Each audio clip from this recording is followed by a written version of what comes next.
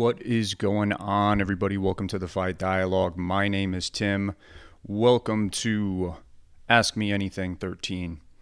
And I'm here on a cold and dreary Wednesday in Northeast Pennsylvania. And I'm going to answer your questions about anything and everything. Why Wednesdays? Why do I do all my live streams on Wednesdays? Well, it's the day that my wife and kids are not in the house, so it's the easiest and quietest day to do so. You may notice that I have glasses now. I have not always had them. This is a new thing. My eyes were kind of bothering me.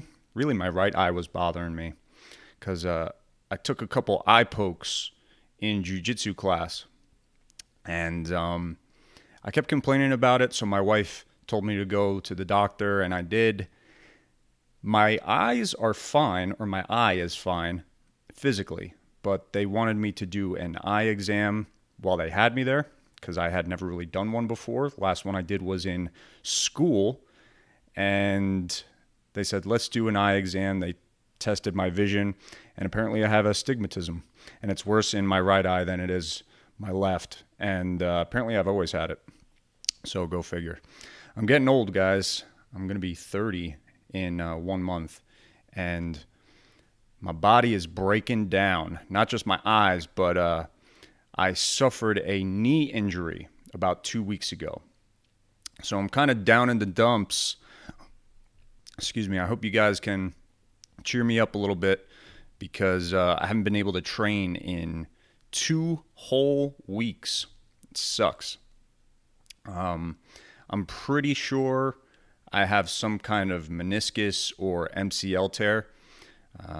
Probably not too bad, but it's definitely bad enough to where I can't train, can't do jiu-jitsu.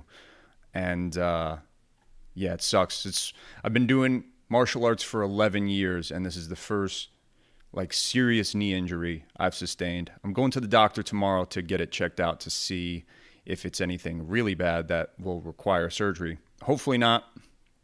Like I said, it's been 2 weeks and it's gotten a little bit better. And that happened when I was training takedowns because my takedowns suck, especially my wrestling. So I was working on my wrestling, and I shot in for, I can't remember if it was a single leg or a double leg, but I shot in for a takedown. Guy sprawled really hard, and his weight came down on top of my back, as it should when you're sprawling. And my driving leg, my right leg, the leg that I was using to push into the takedown, my foot was kind of at an angle and it was planted. So when he sprawled on top of me and my body came down, my right knee twisted down to the floor and my foot stayed planted. And yeah, I felt something click or pop, and no good, no bueno. So I'm trying to heal up, and we'll get there. Have you guys ever had any really bad injuries? Let me know in the comments, and I'll kind of read over them and see what you guys got going on. While I'm letting the room fill up and the questions fill up the chat, I'm going to go over some happenings that will be taking place this weekend in the combat sports community. As you might have seen from the thumbnail, I'm going to check out this Bellator 266 event that's coming up. And then I'll skim over the UFC event. And then I'll get to your questions. We'll open it up in the second half and talk about whatever your little hearts desire. So feel free to ask whatever you want. All right, so first things first. Let's take a look at this Bellator website here. I'm going to pull it up on screen. Hopefully it works. And I forgot, I probably should have checked this right from the start, but can you guys hear me okay? Is everything good on my end? I assume so, since none of you have told me that you can't hear me. I'm going to assume that it is. All right, let's take a look at this Bellator website here. I'm going to pull it up on screen for you. There we go. All right, so Bellator 266, where you at? Phil Davis versus Yoel Romero. Let's look at that bad boy right there. All right. Yoel Romero appears to have something wrong with his eye, and he is fighting Phil Davis, former UFC fighter. Who do I think is going to win that fight? Well, I tell you what, it could be. I'm not gonna, beat around the bush. It has the potential to be a horrible, boring fight. Yoel Romero, as we know, he's either really, really hot or really, really cold. There is no in between with him. He's either knocking people out in spectacular fashion after a knockout, drag-out war, or, he's sitting there staring at you and not doing anything. Phil Davis is kind of known for being a little bit boring of a fighter. He's a good wrestler. He doesn't have bad striking, but I don't know. He doesn't really wow anybody. So I'm not sure what to make of that. If I had to guess, I would say that Joelle is going to win that fight. How old is Joelle now? He's got to be in his mid-40s, right? Got to be in his mid-40s. He, if he's going to win this fight, like I said, it's going to be in spectacular fashion. I really don't see him winning by decision. Not even like a split decision. If anyone's going to win by decision, it's going to be Phil Davis. And if Yoel wins, like I said, it's going to be in some kind of crazy knockout. So yeah, that's what I think of that. What are the other fights on that card? Let's see here. Co-main event is Neiman Gracie versus Mark Lemminger. I'm not sure who Mark Lemminger is, but I definitely know who Neiman Gracie is. Excuse me. Neiman Gracie, I would argue, is one of the, if not the best, or most successful, I guess you could say, Gracie in MMA. Now, of course, you're all probably throwing stuff at your computer screen right now because Royce Gracie, the legend, you can argue, is the most successful. But the thing about Royce Gracie is it's a different era. You had different fighters, arguably easier competition that didn't know jiu-jitsu. And I suppose that's what makes Royce great is he introduced, jiu-jitsu to MMA and, was a pioneer of the sport. But Neiman Gracie, he is fighting established fighters who are prepared to address his jiu-jitsu dilemma. And he's not a bad striker either. Like, he can hang in there and strike with you. So I would say that Neiman Gracie is the best representation of Gracie jiu-jitsu fighting currently. And he's probably going to win that fight, honestly. I think he lost. Who did he lose against? Oh, it was for the title. Was it to Douglas Lima? I can't remember. I can't remember who that guy fought. Let me know in the comments if you remember. Excuse me. My voice is failing me today. All right, so let's take a look at the UFC card. It's not the craziest fight night, I'll be honest with you. Get this ad out of here. I'm going to bring it up on screen in a minute here. Anthony Smith and Ryan Spann. Let me see if I can pop that up there. There it is. So Anthony Smith, he's had some bad losses. He's ranked number 6 right now. He did win his last fight against, I believe, Jimmy Crute. And Jimmy Crute is an excellent fighter. I think Jimmy Crute is going to be one of the future top contenders, maybe even title challengers for the light heavyweight division. And Anthony Smith just chopped his leg off pretty much with kicks. And he's fighting. Is that the right fight? I hope I'm thinking of the right fight and I'm not making an ass out of myself. But anyway, Ryan Spann, big dude, very big, even for a light heavyweight. And, he's a contender series guy. He's had a couple good wins. He's ranked number 11, which isn't saying much for the light heavyweight division because it's a little bit shallow at the moment. This is a fight that Anthony Smith definitely should win. I don't think we've seen much of Ryan Spann's jiu-jitsu game so far, and we know that Anthony Smith has a pretty decent ground game. Like he's yeah, I don't want to say he's the best, but it's definitely a problem if he gets you to the ground that you're going to have to address. So I'm going to pick Anthony Smith for that fight. He's going to be, unfortunately, I guess you could say for him, and I mean no disrespect, but he's pretty much going to be the gatekeeper of the top 5, probably for a while, probably till the end of his career, to be honest. So he should have no problem with Ryan Spann. We'll see how it goes. And then the co-main event is Ion Kutilaba versus Devin Clark. Kutilaba has looked like shit for the past couple fights, I'll be honest with you. He keeps getting knocked out. He's too wild. He just runs in there and he takes shots. Devin Clark is a little bit smarter, a little bit more calculated. So I could see Devin Clark getting the either decision or the knockout in that fight. What are some other notable fights on that card? Let's see here. We've got Arman Tsarukyan. And if you saw my video about Islam Makhachev, I think Tsarukyan is a really, really good fighter. Very underrated. Probably one of the most underrated grapplers in the division.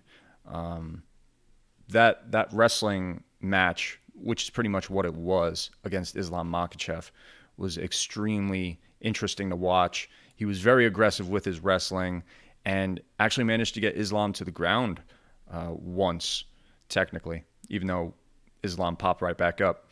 Giagos is another good wrestler. I wouldn't say he's as good as Tsarukyan, but he's pretty good. He's a pretty good wrestler. He's pretty good on the ground.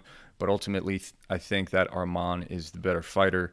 And even though Giagos is coming off a good win, coming off a good finish, I believe, and a resurgence in his career, because he has been around for a while, I think Tsarukyan should be able to defeat him.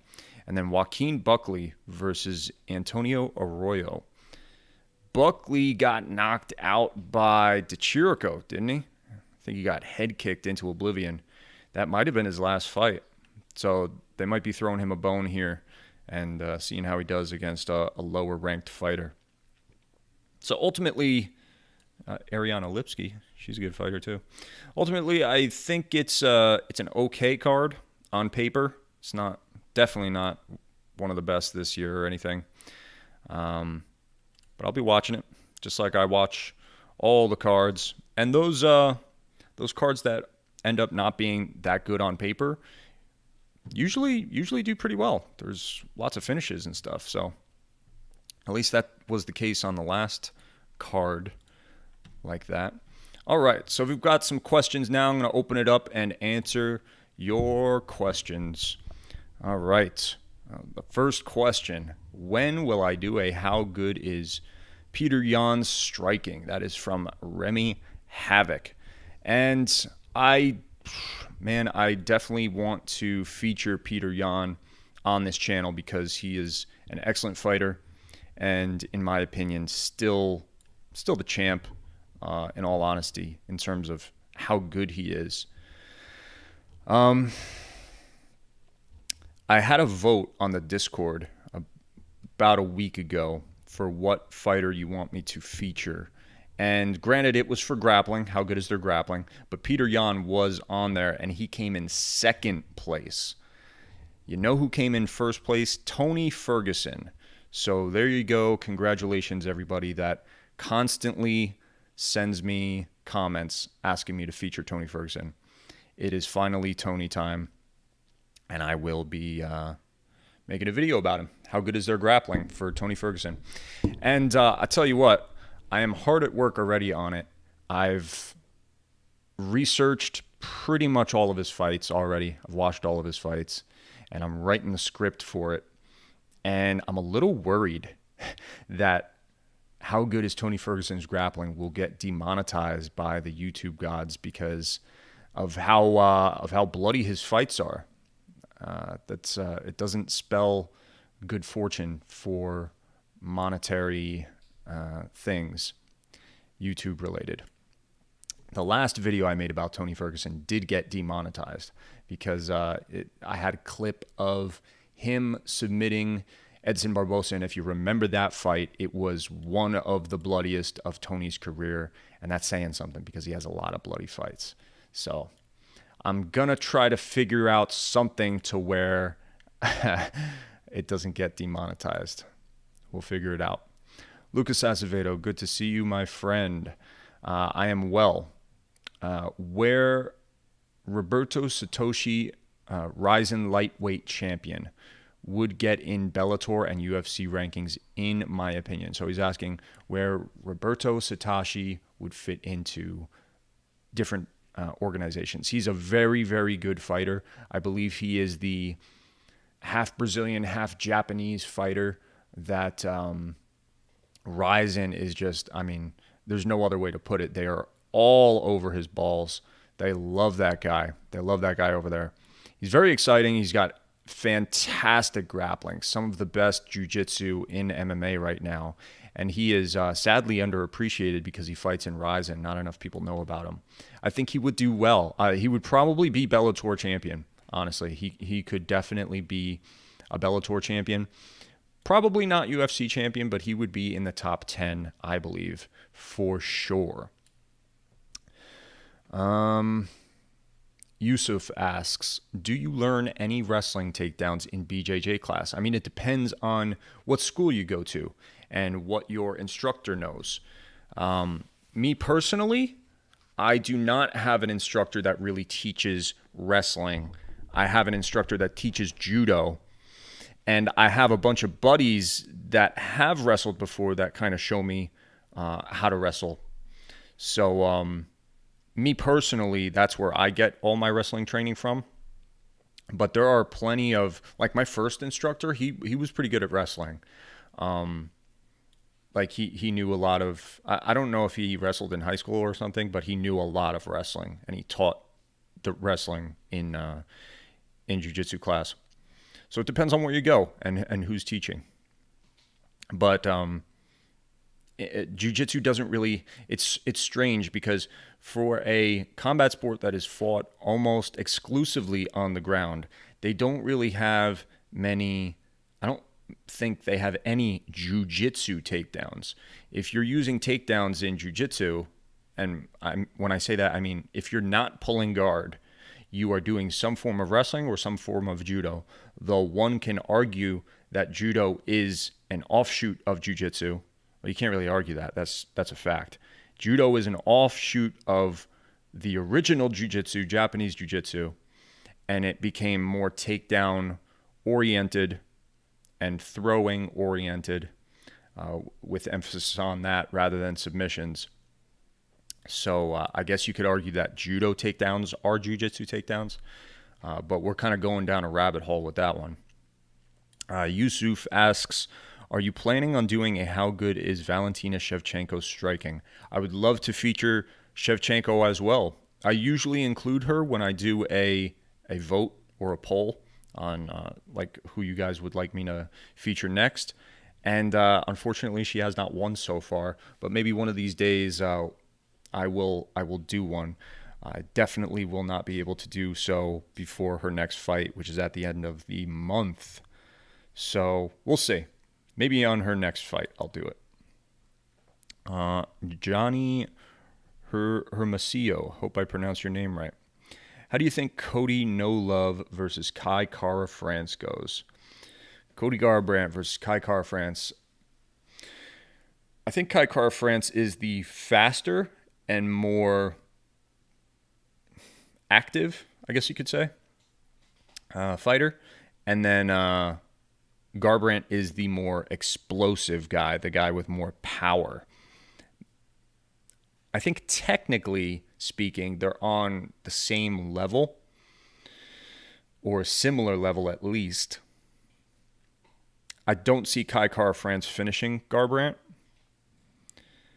He could eke out a decision, but I still would pick Garbrandt to win that fight, either by knockout or possibly decision. Can you do a video about fighting with your physique and what kind of strategies one particular physique may use? Gabriel Varga has a series about that, but I feel like I want to hear more from other people. That's from Remy Havoc. I do definitely want to get back into the training aspect of my channel, because right now the channel is very focused on mainstream combat sports, and there's nothing wrong with that. I obviously love doing that, but I love training as well, and I love teaching martial arts. So that is something that I would like to get back into. As far as a video about fighting with your physique, I mean, you kind of do that. If you're teaching martial arts, you do that regardless. Like whenever I'm teaching jiu-jitsu, I'll say, this is a type of move that works very well for people with long legs. But if you have short legs, you can do it this way.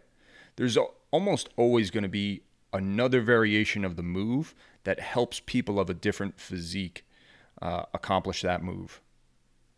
So that's why if you're teaching martial arts, you should always be doing that. And if I were to come out with a video about how to do a submission or how to do a kick or this or that, I would indicate that, So I don't think I need a series dedicated to it. That's something that I would just kind of like do. Not surprised says, when is Yoel fighting? He's fighting this weekend, I believe. Fighting this weekend. Bellator 266. Francisco Genovese, hello, my friend. What is up? Do you take any supplements? I do not. I am actually horrible when it comes to physical fitness and strength and conditioning and all those types of things. I eat horribly. I was blessed with a good metabolism. And I don't know if you could tell from me sitting here. I probably need to like stand up on camera for you to see, but I'm like a really skinny, scrawny guy. I'm tall. I'm lanky. I'm not very strong. Fortunately, I'm able to still do martial arts being of that physique. I've worked out before. I've lifted weights before, but it's very hard for me to gain muscle. And I've done creatine, I've done whey protein. I've not really done any other supplements besides that. If you would even consider those supplements, I don't know. But yeah, I am no authority on physical fitness or supplements. So to answer your question, no, I do not really take them, at least not anymore. Julian Arrayas, can't wait to see you with thousands on your live streams. Yeah, me too, bro. That would be awesome. Spread the word, because I'm waiting for it too. Chris Benoit asks, if Kamaru Usman were to move up to heavyweight, okay, who would want him to fight? Who would I want him to fight? Geez, man, that is a big jump up. He's a welterweight. He would look good at 185, I think. He would fit right into that because he's, 6 feet tall? He probably walks around at about 200 pounds, maybe like 198-ish. And that's just me guessing. I don't know for a fact, but based on his size, that's what I would say. Yeah, he would do good at 185. He would be way undersized at 205. And at heavyweight, he would probably get squashed. Not going to lie. Also, use a gray filter for bloody fights. Yeah, I kind of discovered that late. He's referring to when I was talking about, if you're just joining us, he's referring to when I was talking about my one Tony Ferguson video getting demonetized because it was too bloody. So yeah, I'm going to have to use a gray filter, but I don't want my whole damn video to be black and white because that's no fun. So I'm going to have to be really particular about the filters that I use in the editing. Francesco Genovese, did the new sensation Paddy Pimblett catch your attention? Mine, not so much. His striking is kind of sloppy. He is too static on his legs and too static in general. Lack of footwork and movement. Yeah, he did catch my attention. He caught my attention a couple years ago when I started watching him in Cage Warriors. I picked him out right away because his jiu-jitsu is actually very, very good. And you're absolutely right. His striking needs a lot of work. He's obviously got power. He's got the aggression as well. And if you guys hear something back there, it's my dogs moving around being loud. But yeah, generally speaking, he needs, or technically speaking, I should say, he needs some work on his boxing. And from what I understand, he does have a boxing coach that he's focusing a lot on his stand-up with. That might have been his first standing knockout, his UFC debut. So we know he can hurt people. And you got to watch out for him because he's so aggressive. It really does compensate for his lack of technique, because you don't want to stand in there in clinch with him because of his grappling. So and he's so aggressive, you don't want to get hit by him, obviously. So you have to move away from him. And if you move away from him and you do that incorrectly, you're going to end up against the cage. And that's what usually happens in his fights. He rushes forward. He gets his opponents to make the mistake of retreating linearly, and they get caught up against the cage, and he takes them down. And he usually ends his combinations with a flying knee. So you got to watch out for him. I think he will do good in the UFC, but he has to work on his striking before he really gets into that upper echelon for sure, because he was in trouble. He was in trouble in the first couple minutes of that fight. Setting aside things done outside the cage, what makes a GOAT to you? Good question from Remy Havoc. That really comes down to your legacy. You know what I mean? The reason, and I love Conor McGregor as a fighter, but the reason he will never be a GOAT is because the lack of defenses and the lack of commitment to fight in certain weight classes, you know. An argument can be made that he is, you know, he's obviously a very good fighter, and there's something to be said about being the first two divisional champs simultaneously. But you need some type of long-term record-setting legacy to be the GOAT, like GSP, like Anderson Silva, like Demetrius Mighty Mouse Johnson. I think those are the consensus best fighters of all time, along with Fedor. I'm weaving out a bug. The bugs are horrible this year, I swear to God. Yeah, Fedor is probably one of the best heavyweights. I don't know if he's a GOAT, though. I really don't know about Fedor. And, of course, you have Stipe. You have Daniel Cormier. You have John Jones. John Jones also setting records. So there's a couple people in the running, and they all have that thing in common, is the amount of title defenses they've had, the amount of titles they've won, how long they were champion, things like that. And in my eyes, George St. Pierre is the GOAT just because of his records and his accomplishments, but also because of his etiquette outside of the cage, and he has no blemishes. He has no tarnishes to that legacy. Lucas Acevedo, Brock Lesnar versus Anderson Silva in a boxing match. How's this freak show gonna go? Anderson's got he would have to stay away from him. He would have to stay out of the corner, because that is where Brock Lesnar would do the most damage. He's nowhere near as technical as Anderson, but he's a big dude, so he should be able to take the punches that Anderson throws for the most part. He should be able to hang in there, unless they're to the body, because we all know he has stomach problems. So he'd have to block. Yeah, Brock. he would have to block those punches to the body and push Anderson Silva into a corner and then just kind of wear on him and throw little pitter-patter shots, those Donkey Kong punches like he likes to throw. Anderson would probably put himself in the damn corner, knowing him. But if he were to utilize his movement, he could easily win that fight. Yeah, we've got a lot of freak show fights happening in boxing, don't we? That Evander Holyfield loss was sad. Should have never happened. But man, that Tito knockout was satisfying. I love Tito as a fighter. I really do. I think he's a fantastic fighter. But he is such a whiny bitch. And it was kind of funny seeing him get knocked out like that. Toy Wolf.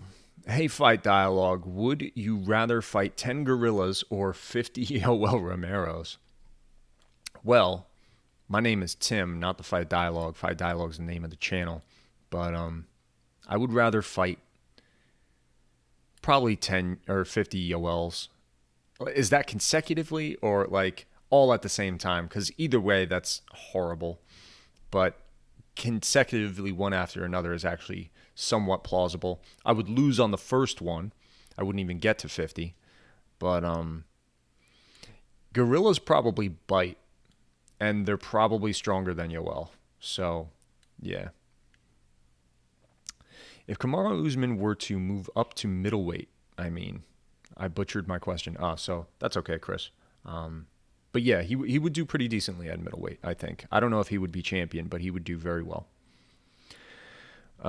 Combined with fragile defense, it is a recipe for disaster. He fights at 155, so there are fast and dynamic guys, also hard-hitting.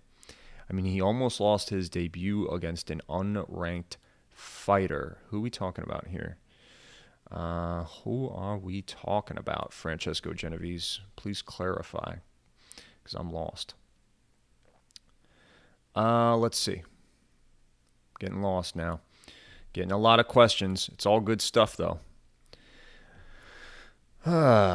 Guys, give me your questions. Don't let me deter you from me not being able to keep track of what I'm reading. Steven Starkey, how would you see a prime BJ Penn versus prime Khabib? More specifically, his defense versus Khabib's pressure. And no, this question was not asked already. I think that Khabib would still beat the crap out of him. BJ Penn was so undersized throughout his whole career, and he was the 155-pound champion because at the time they didn't have a 145. He looked good physically at 145. I don't know how many fights he actually had at 145. I think he only had 2 fights, if I'm not mistaken.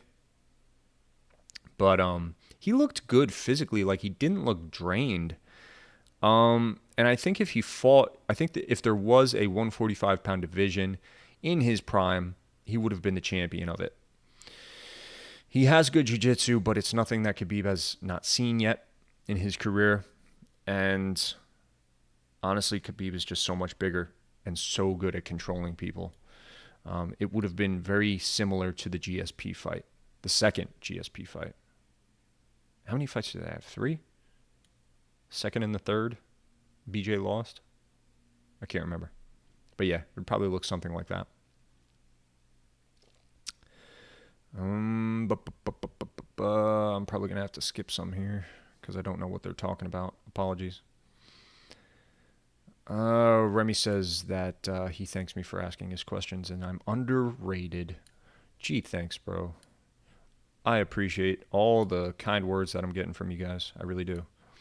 Yusuf, is it possible to lift weights and train an MMA discipline on the same day, or will I get injured? I'm the wrong person to be asking because I've not done it myself, but I know many people who lift weights in the morning and then go and do jiu-jitsu, or vice versa. They train jiu-jitsu and then they go lift weights, and they don't get injured. So yes, it's definitely possible, but I don't know how they make it work for them. So I can't give you any advice in that regard. Gail Rodriguez, who do you think represents the most challenges for Peter Yan? Well, let's take a look at that division. Let's take a look at the rankings here. And I'm going to pull it up. All right. Bantamweight. Jermain Sterling. And despite how the last fight went, I still think Jermain Sterling is the best in the division next to Peter Yan, honestly. His grappling is phenomenal. His striking isn't bad. He's pretty poor defensively as a striker, but offensively he's quite good. And he presents some problems. And he sets a good pace, and he's just always dangerous. And even though I think Yan still wins 9 times out of 10, you got to give Sterling at least a little bit of the benefit of the doubt that his neck was fucked up in the first fight. And as a guy who personally has gone through a lot of neck problems, I know that can be extremely detrimental to your overall fighting game. TJ Dillashaw, man, after being gone for 2 years, comes back and has a fantastic fight against Corey Sanhagen. I thought Sanhagen won that fight, but it wasn't a tragedy. And this was TJ with 2 years layoff. So TJ's another guy that could give Peter Yan a lot of problems, especially if TJ took him down. Easier said than done. Yan has very good takedown defense. But, yeah, TJ could give him huge problems. Corey Sanhagen, I think Peter Yan would beat Corey Sanhagen. And I think the other dark horse of the division is Rob Font right now. Rob Font is an extremely good striker. I can't remember how good he is on the ground, but he can definitely go toe-to-toe with Peter Yan. So, yeah, the top 5 is fucking stacked right now for that division. That division is crazy. So much talent right now. So I hope that answers your question. What else we got going on here?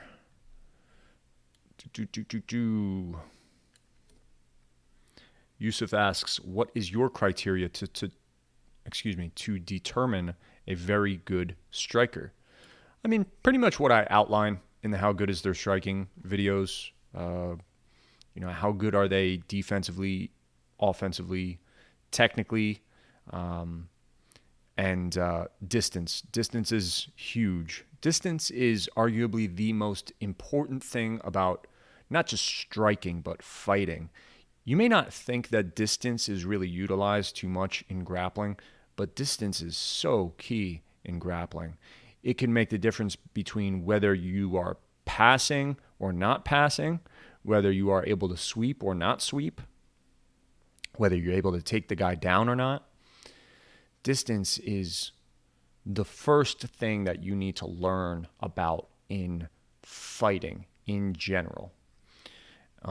It's the first thing that you need to learn, and it honestly ends up being one of the last things that you master because it's so difficult.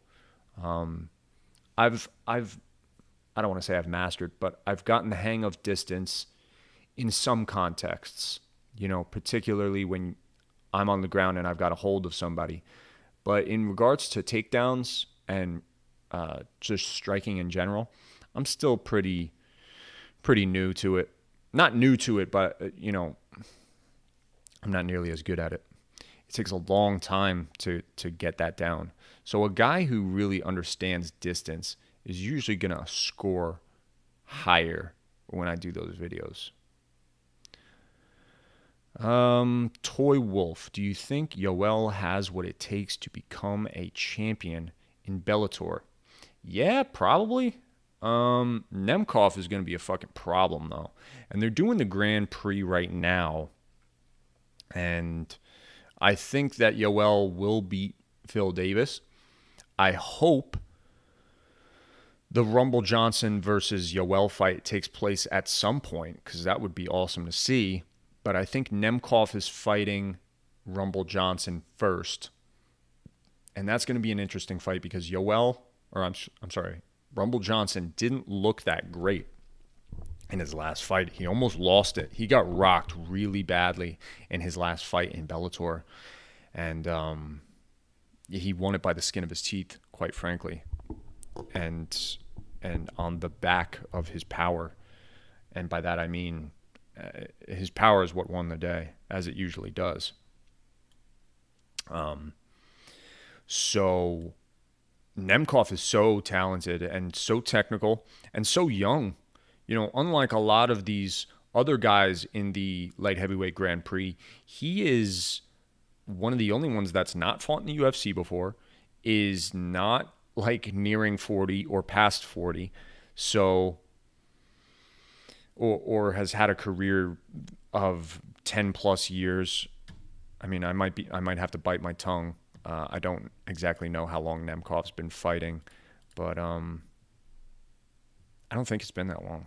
I don't think he's been in the game for as long as some of these other guys, So what I'm getting at is I think Nemkov has infinitely more potential than some of these other dudes. And I think Rumble Johnson needs to mind his P's and Q's in their fight. What else we got? What else do we got? I'm sorry if I'm getting through these questions a little bit slowly, but I want to make sure I give you guys a good answer.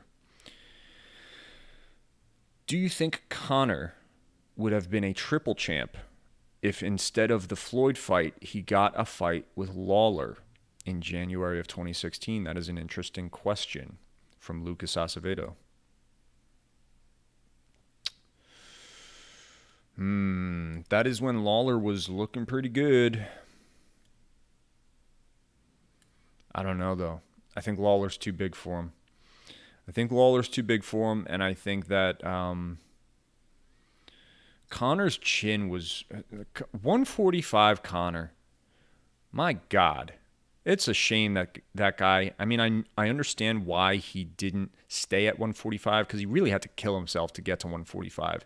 He wasn't the type of guy to like constantly complain about the weight cut. He wasn't like, oh my God, the weight cut sucks, blah blah blah blah. There's some guys that do that, and they miss weight and they have bad cuts, and then they blame a loss after a weight cut. Conor was, you got to give him credit, he was never the type of guy that did that. But then again, he never really had a poor performance at 145. So, in any case, 145 Conor was a murderer. His power was off the charts, and his chin, I would argue, was much better at 145. Because if you watch him take hits at 145, he barely even flinched.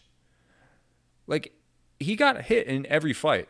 And I pointed this out in the Conor McGregor striking video. He got hit in every single fight he's ever fucking fought. Cleanly. In the face. By powerful guys. Barely even noticed it happen. He fucking ate them like they were turkey sandwiches. And then he starts fighting bigger guys at bigger weight classes. And now those punches start to take more of an effect. Some guys, when they move up in weight class, their chins are better. But I would argue that Conor's chin was so much better at 145. Whoopsie. So if he fought Lawler, who is notoriously powerful for the 170 division and used to fight at 185, man, he's not going to be defensively responsible enough to not get hit by Lawler. So I think Lawler would have killed him, honestly. He's just too big, too powerful. Conor's not defensively smart enough. I mean, he is okay. He's good. But yeah, I do not think he would have been triple champ, even if the circumstances were different in 2016. Where Jarshi asks, GSP clearly GOAT for me. DJ is number 2. Yeah, GSP is my GOAT as well. DJ's up there. I don't know. I'm thinking Anderson Silva, though, might be my second favorite. Remy Havoc asks, speaking of freak show fights, if they bring it back somehow, would small UFC GOATs losing in freak fights tarnish their legacy as the GOAT, or does it not matter because it's not their weight class? I'm not sure what you mean by small UFC goats. You mean like Mighty Mouse Johnson?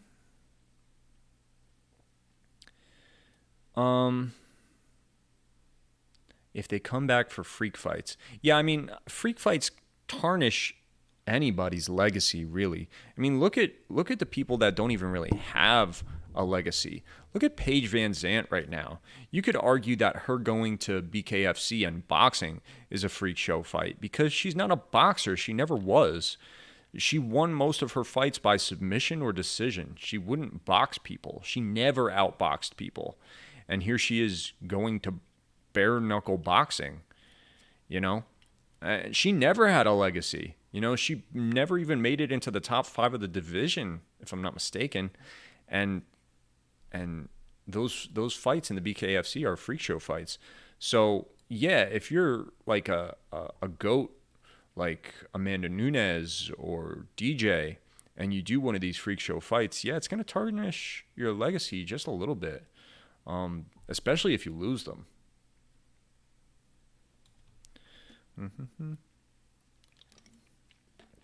Rajarshi asks me if I am into pro wrestling at all. And he's a hardcore fan of both wrestling and MMA. I'm going to be honest with you, dude. No, I am not. I'm sorry. I have no disrespect against wrestlers, but the fact that it is not real kind of ruins it for me. It doesn't make it interesting for me. The fact that MMA is unpredictable and it's real and it's the consequences are dire, that is what makes the sport interesting for me. The storyline means very little to me, and that's probably why I don't enjoy pro wrestling. Gotta fix my chair here. Gotta settle in, because I got some questions to answer. Francesco, next up, to trash the sport of boxing even more, it seems we are going to have Rampage Jackson versus Shannon Briggs and Jake Paul versus Jorge Masvidal. Well, I would love to see Jake Paul versus Jorge Masvidal, but I don't think that's going to happen. Those guys were training together, and they seem to be friends. Not just that, but Jake Paul only picks fights that he can win, and he ain't winning a boxing match with Jorge. I'm sorry. Rampage Jackson versus Shannon Briggs, that would be equally sad. Not just because Shannon Briggs is so old, but Rampage Jackson is a big fat goofball now. And before he was a scary, muscular goofball. So I'm not interested in either one of those fights. Yusuf asks, Gane or Ngannou? Who you got? I've got Cyril Gane, to be honest. I kind of laid out, what I think the future of that division is going to be. And I think it's going to end up being a trilogy. I think those two are going to be close rivals throughout their career. I think Gane's going to win the first fight. And Ngannou's going to get an immediate rematch and will probably win the rematch. Kind of like he did with Stipe. Lost the first fight, won the second fight. And then I don't know who wins the third fight, because there would be a third fight if those first two things took place. I know that's a very long-term prediction, but that's I don't know. I'm getting that vibe. Holy mackerel. I've got until about 1 o'clock p.m. Eastern time, and it's 12:37 right now, so I've got about 25 minutes to answer your questions still, and I will keep chipping away at them, but there are a lot of questions. So if you have a burning question that I absolutely must answer, I would greatly appreciate some super chats up in here, and I will use them to improve this channel and give you some more content. So, next question. I already answered that one, or did I? Yes, I did. Okay, this one. Chris Benoit. Any thoughts on Alex Pereira coming to the UFC? That will be very interesting. I'm pretty sure he had a very successful MMA career so far. I'm going to look that up just to be sure. How do I spell his name? Alex Pereira. There we are. Brazilian mixed martial artist, Alex Pereira. Let's check his record right now. Mixed martial arts record. He's had 4 fights. His first MMA fight, he lost by submission, rear naked choke. Not a huge surprise there, considering he is a kickboxer. He won his next fight by KO, his third fight by KO, and his 4th fight by KO. His 4th fight took place in LFA, which is the promotion I believe he fought for. I was right about that. He did fight for LFA. I was talking about that on one of the podcasts. So LFA is pretty prestigious. It's probably how he got into the UFC to begin with. That is a farm organization for the UFC, a feeder organization. And he is the last fighter, or the only fighter, to knock out Israel Adesanya, if I'm not mistaken. So obviously, if he does well in the UFC is going to play that up and make it a big deal. So I think he'll do pretty good, but I'm sure that he has some work to do on his grappling to make sure that he doesn't get submitted like he did in his first fight.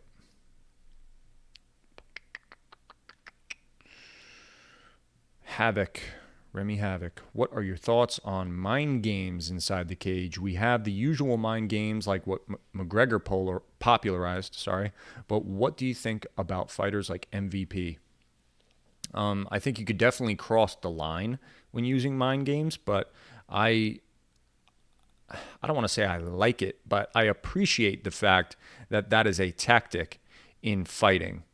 I tell you, when I train and when I go into a grappling competition, because I've never fought professionally, and when I do jiu-jitsu competitions, I don't consider them a fight. I consider them a match, because I'm not punching or kicking or anything like that. But when I go into a jiu-jitsu match, I know for me personally, I have to be laser focused in order to do well. I have to be calm. I have to get rid of all my butterflies before the match, and I have to think. I have to game plan. Like, I'm going to do this. If this guy counters in this way, I'm going to do that. And if he counters in this way, I'm going to do this. I need my brain to be clear in order to strategize and do these types of things. And I know not every fighter is like that, but if you have a fighter that is like me and someone starts playing mind games with them, that is going to completely throw them off their game and get them to make mistakes. Some fighters are very good at fighting on instinct and fighting with aggression and fighting with emotion. And I can't fight like that. I do horribly when I go off emotion and aggression and things like that. I need to be meticulous and calculated when I do these types of things. So mind games are very legitimate. There's no questioning their legitimacy, in my opinion. But you can cross a line, it's one thing to try to get in somebody's head, but it's another thing to just be blatantly disrespectful and just be an asshole.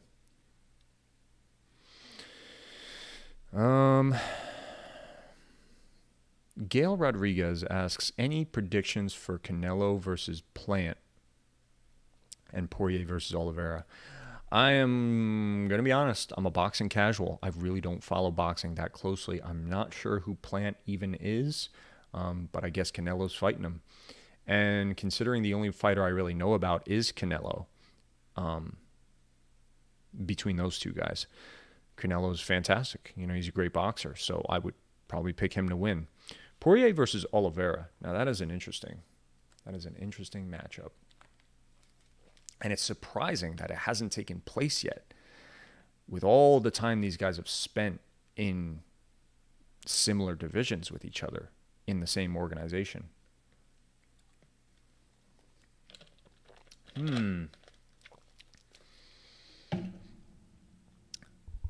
I got worried when Oliveira got rocked in his fight against Michael Chandler.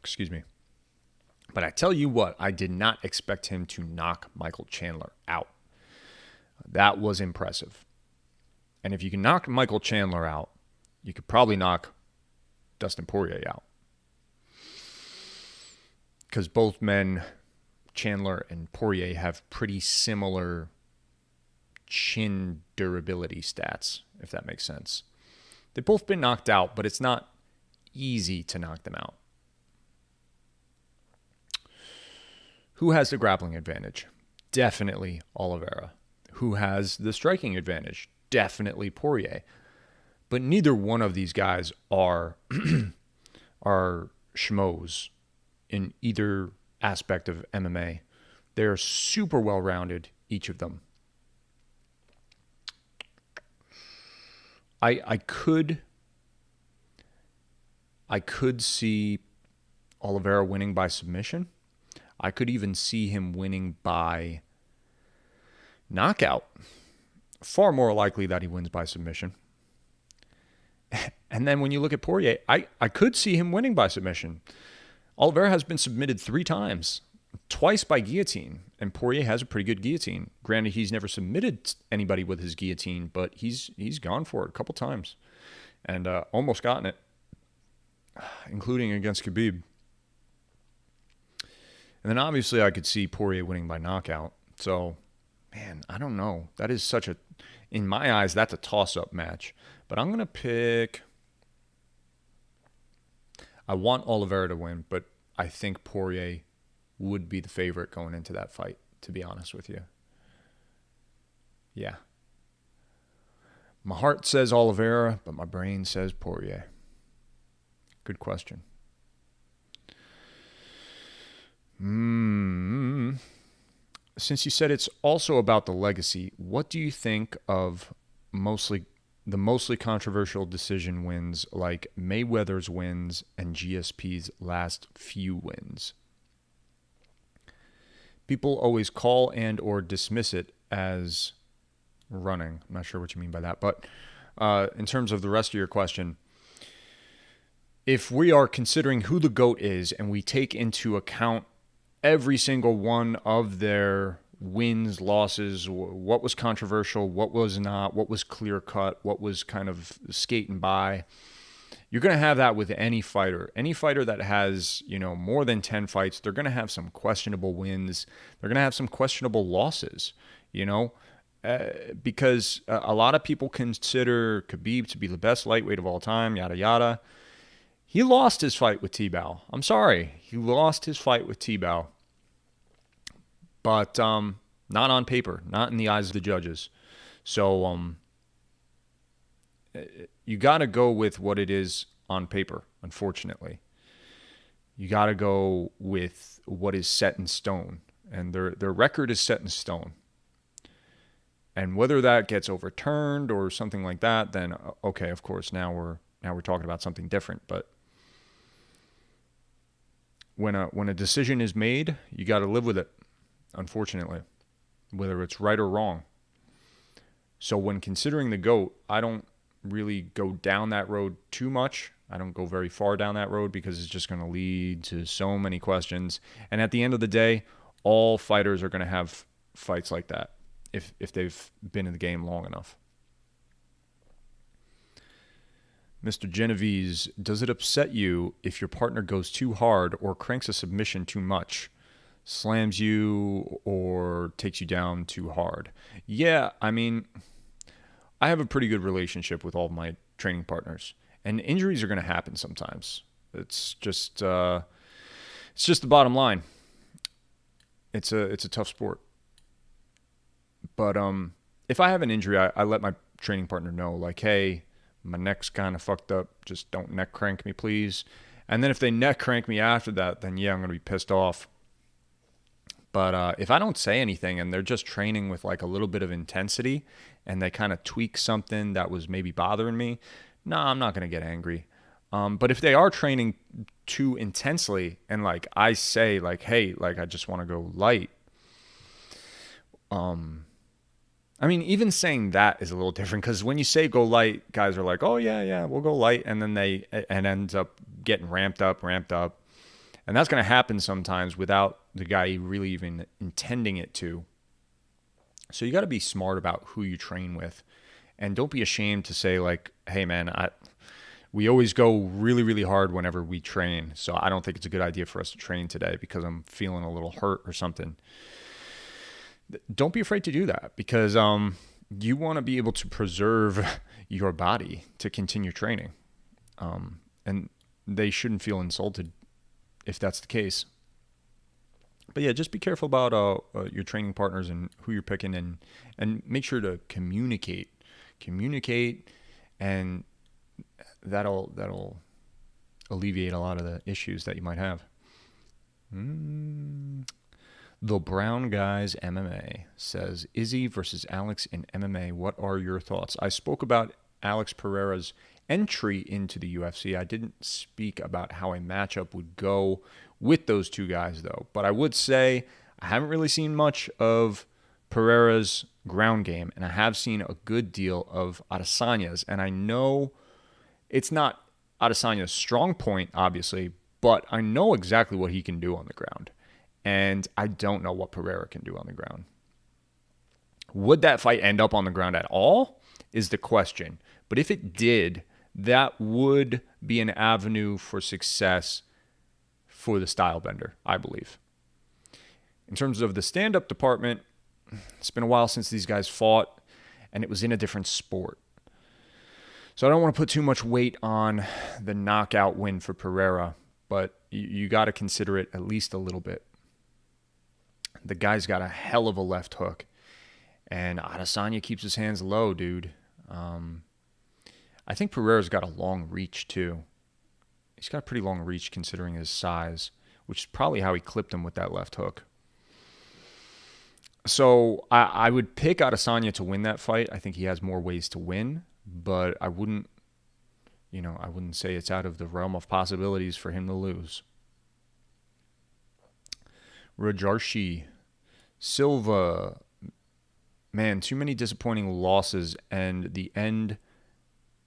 the end, and that drug issue puts doubts in my mind. Otherwise, watching Silva was like a dream. He's talking about Anderson Silva and the GOAT conversation that we were having before. Yeah, man, Anderson Silva should have retired from MMA a while ago and started his boxing career way sooner because he's having success with it.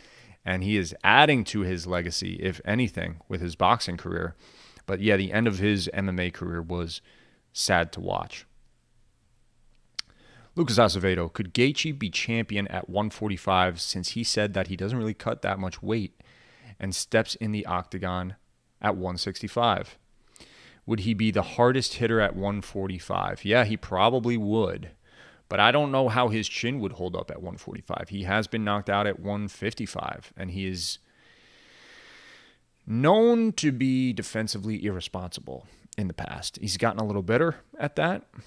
He was very good at that in the Tony Ferguson fight. He was very, very good defensively in the Ferguson fight. But that's one fight out of many. And then he fought Khabib after that, where he didn't really need striking defense so much as he needed grappling defense. So I would want to see him fight again, see where he is technically in terms of his defense, because if he can move out of the way of some of those strikes, then I'd place his chances of being a 145 champion a little bit higher once I know that. Tail of the tape, what is good, my friend? Who would win in a boxing match between Ben Askren and Nick Newell? For those of you that don't know, Nick Newell is he's another MMA wrestler who only has one arm. So how would he do in a boxing match? You know, the guy throws that little stub of an arm with some aggression, and he's hurt some people with that elbow too. So honestly, considering how Askren looked against Jake Paul, Nick Newell might win that fight. But Newell's smaller too. Ben Askren's 170 and Newell is 155. So there's that to take into account. But yeah, I pick the one-armed man to beat Askren in a boxing match. Tale of the Tape gave that question. Excellent question. Tale of the Tape also has a channel of his own. You guys should definitely go subscribe to it. He's got some pretty good tribute videos to different fighters, and he's got some good breakdowns of fights. And when he gets the time to make videos, they are fantastic. Lucas Acevedo, what did you say? Who is the worst fighter with the best nickname in the UFC? I go with Alex Bruce Lee Roy Caceres. Yeah, well, I mean, Alex, he's a good fighter. He really is. He's had some bad losses, but he's a pretty good fighter. He's been in the UFC for a while, and he still is. In fact, I think he's headlining a card soon. So, yeah, man, the worst fighter with the best nickname in the UFC. That's too hard of a question to answer. Although I will say there are a lot of great fighters, fantastic fighters even, with horrible nicknames. Horrible nicknames. Anybody that has assassin in their nickname, like, just stop it. You need to get a more creative nickname. Like the baby assassin, or the assassin baby, I'm sorry, is Moreno's nickname. You could have used any other word besides assassin. Like, it is the most cliche nickname. Same with Pitbull. Stop using the nickname Pitbull. It's like you put your name in a MMA fighter nickname generator and just use the first thing that popped up. All right, guys, I've got a couple more minutes to answer questions. I'm going to try to get to as many as possible, and then I got to go to work, unfortunately. Next question is from No Link Gaming. Do you think all the MMA belts will ever be unified? I'm thinking you're talking about the organizations, or are you talking about like there will be no interim belts? Yeah, and I think it's happened before where there were no interim belts at all in the UFC. So that's definitely possible.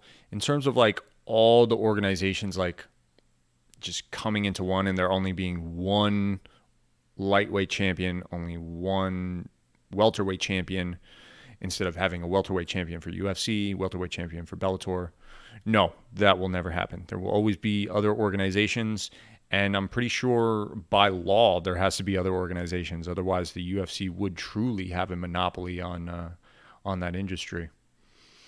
Hope that answers your question. Toy Wolf asks, how do you see Conor versus Prime Nick Diaz, I assume, going? I see Nick Diaz beating him. He's way bigger. Kind of like when I was talking about how Conor would do against a Robbie Lawler. We're talking about a guy that used to fight at 185. Conor, even when he puts on muscle, doesn't even get up to 170. I think he weighed in at 168 when he fought Nate. So, yeah, I think Nick Diaz beats him up. Remy Havoc. What do you think of arguments about fighters relying on their physique but not fighting fighters that have better physiques? Khabib, Izzy, Jones, Conor, and pretty much anyone that cuts way too much weight. I don't think Adesanya cuts way too much weight, but he does get criticized for his length. I think his length is the biggest factor with Adesanya. And you can make the argument that when he goes up a weight class, that the reach is less prevalent, which of course is going to be the case. But I don't think, I'm running over my wire here, I don't think reach was the deciding factor in his fight with Jan Blachowicz. Khabib, yeah, I do want to see how he does at 170. Because he cut a lot of weight, but he never seemed like the biggest guy at 155. He was certainly one of the biggest, but he was never like, oh my God, he's so much larger. I think he's just so dense. Like he's just a muscular guy, you know, like his muscles are very dense. His bones are very dense from years of fighting bears and running up Dagestani mountains and shit. So, I don't think he's just like physically. as physically imposing as it may seem, I think he's just like a dense dude, and that's why it's hard for him to make weight. But I mean, sure, there's something to be said about those physique matchups. But at the end of the day, skill before strength, like I always say. It really comes down to the skill. And we're talking about small increments of weight. Like, I've seen some very small guys beat up some very big guys before, and vice versa. When we're talking about the size difference between Khabib and a welterweight, or Adesanya and a 205-pound person, we're not, like, the difference is not that large. It's not that noticeable. It's really not. It makes a difference, and every little thing is important when you're trying to win a fight. But yeah, I don't put too much emphasis behind it. Rajarshi asks, finally someone said it. Khabib did lose that one. His 29 wins, there is a lot of weird stuff about that record. And he was referring to when I was calling Khabib out about losing to Gleison Tebow in my eyes. Yeah, I mean, like I said, dude, he's got nearly 30 fights on his record. There's going to be some weirdness about it, no matter who we're talking about. I have nothing against Khabib. It's simply why I don't put too much emphasis on talking about that kind of stuff, because we're just going to go down a rabbit hole and start yelling and screaming at each other. And there's no sense in it. 3 more questions. Guys, if you have not liked the video yet, make sure you do so now, please. Neiman Gracie on the co-main event. Looks like he's going to tune into that fight, says Tobias Brava. Yeah, Neiman Gracie, I love watching him fight, dude. Like I mentioned at the beginning of the video, one of the best MMA Gracies to ever do it. Tobias also asks, do you think Ortega has it in him to pull off the win against Volkanovski? As much as I love him, I'm a bit afraid in counting out the technical masterclass that is Volkanovski. We've got a fight picking contest going on right now. You can enter it by going on any of our social medias and our Discord as usual, and you can win some free stuff. And what we do in that fight picking contest is we pick a pay-per-view, and we pick all the fighters in the main card. And just so happens right now on our Discord, I'm looking at everybody's picks for UFC, 266, and nobody has picked Ortega to win, I'm pretty sure. I'm thinking that Ortega is not that big of an underdog as it may seem. I think Ortega can pull it off. I really do. Even though Alex is training with Craig Jones, he's not fought somebody in MMA with the type of jiu-jitsu that Ortega has. Like, it's going to cause him problems, I think, if it ever makes it to the ground. And honestly, if I was Ortega, I would try to pull guard in the first round just to see how it goes. Just while they're not sweaty, and you still have the energy and you're not beat up in any way, shape, or form, which is bound to happen in an Alex Volkanovski fight. I'm very interested to see what would happen if Ortega just went out there, grabbed him, and just pulled guard in the first round. And I would venture to say that Ortega could win that grappling exchange. Now, when it comes to the striking, Ortega's good. He's got good hands, but no, he's not beaten Volkanovski in a striking match. I'm sorry. The real interesting factor about that fight is Ortega's grappling and whether it will come into play at all, let alone win him the fight. So that's what it's going to come down to. I think it's definitely possible for Ortega to win. But yeah, Volkanovski, he is the favorite. I don't think he should be as large of a favorite as he is, but he is the favorite. Couple more. Gail Rodriguez, why do you people always talk about Khabib's undefeated record and disregard Chael's undefeated record? You're absolutely right. Chael is undefeated. Never forget. Remy Havoc, one last question, kind of an overused topic, but can you make a video about who the GOAT is in every weight class? I'll be honest with you, I probably will never make a video about that because I don't really, even though we were talking about the greatest of all time fighters a lot in the beginning of the video, and I said that for me it's GSP and then probably Anderson Silva next, I do that to entertain the conversation. But in all honesty, I don't think there will ever be a greatest of all time. I just don't. The sport is constantly evolving. And you have guys that are all different shapes and sizes and styles and backgrounds. You're never going to have a greatest of all time. To really analyze that, like look at break down every word in that acronym. Greatest of all time, past, present, and future. Like, is that even possible? I really don't think so. Because if you took the greatest of all time from 5 years ago and then pitted them up against the greatest of all time 10 years from now, the gap is going to be huge. It's just going to be huge. The newer fighters, the more modern fighters are always going to be the better fighters because they have easier access to information, training, just different things, just newer, improved things and styles. So, and when things keep evolving and things keep changing, you just can't have a greatest of all time. It's just not possible. You can have a greatest of this time, but that would change the acronym, and then it would be really difficult to use and say, and nobody wants that. So, yeah, that's why I wouldn't make a video about that, to answer your question, and I'm sorry if that answer disappoints you. But I do entertain the conversation because it is a fun conversation to have, even though I don't think there will ever be a true greatest of all time. Guys, that is the end of the live chat. I really appreciate you guys coming out and asking your questions and spending some time with me and getting my damn mind off this stupid injury of mine. And like I said, I'm going to the doctor tomorrow. I'm going to see what happens with that, and hopefully I can get back to training soon.